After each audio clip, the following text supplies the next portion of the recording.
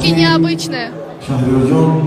قربان جون ما شما اشتراک کردید بگذار ما هم در تویهای شما اشتراک کنیم و همیشه با خورسندی بینیم زنده باشه رای سفید جان رای سفید یک دوهای صدردین هستیم رو همون را سرتی باز آمدن چه رفتن خورشید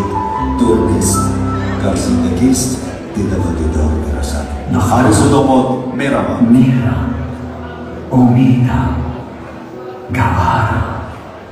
کاسه آب ز حوض کوثرم آبروی خانه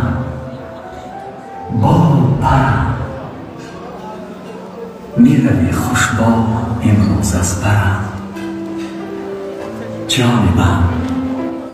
شکر آن داره ای نور پسر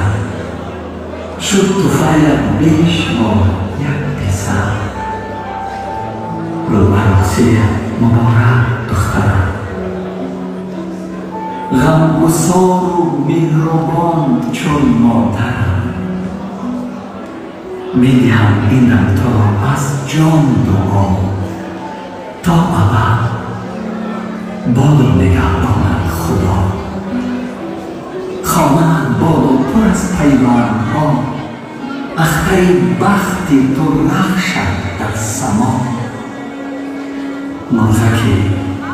نوبار من راحت سفید چشمه اقبال من راحت سفید اینا دوستان عزیز عروس و داماد به خانه بخت میروند با صدای پدری که در توی عروسی فرزند دختری عزیزش آواز میکشد از بند جگر از تحت دل میسراید صدای پدر آیت است آیت پاک ربانی عروس و داماد میروند صدرالدین جان سربلند با سر بلند دختری نازنین به خانه بخت میروند قند زند یک قرصک بلند در افتخار این خاندان سالم و خاندان زیبا مبارک شود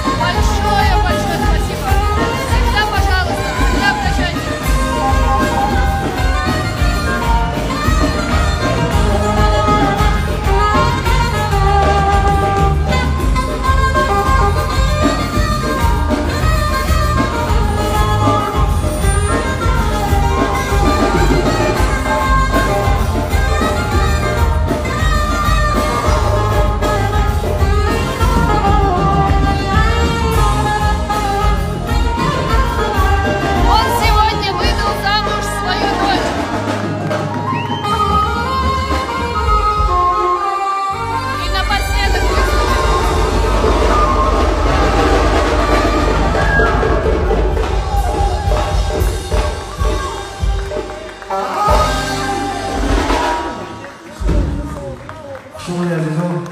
صفحه تنمای یادگاری شما تشکر بسیار خوشبخت بود بیا کنار